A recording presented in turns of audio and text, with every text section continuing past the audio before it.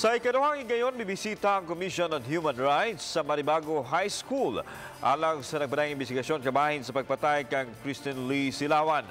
Samtang nakaginawa na ang banay sa 17 anyos nga child and conflict with the law kon CICL human mapaubos siya sa protective custody sugod gahapon sa buntag. Si Chelo Valiana sa report. Milanat og pipila ka minutos ang pakighinabi sa 3-man team sa mga investigador nga nakighinabi kang Perpetua Padayaw, principal sa Maribago High School.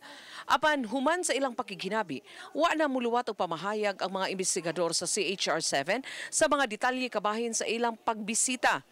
Hinuon gipasabot ni Padayaw nga nangutana lang ang taga CHR sa kahimtang og sa linihukan sa 17 anyos nga CICL. Ya, di lang sa mi mo comment ano kay. Okay na to nakata mi comment party to sa mong estudyante nga maoy victim. Yang kana ron nga nakon amo gyapon sus mo na napuno namin.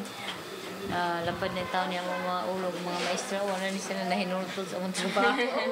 Giangkon hinuon sa principal nga bag-o lang siyang miasumer sa katungdanan sa Enero ug wa pa siya masinati sa mga estudyante sa Maribago High School.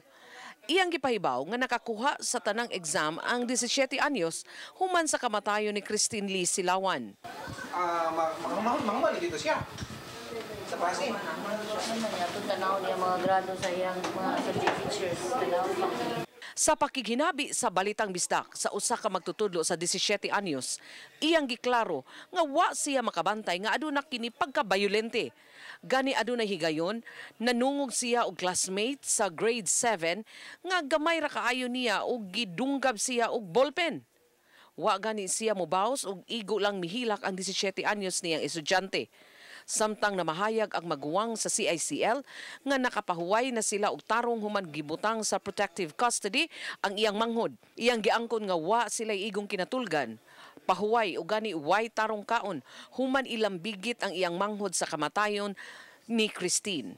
Uban ni Renante Quiñones, Chelo Valiana, Balitang Bisdak.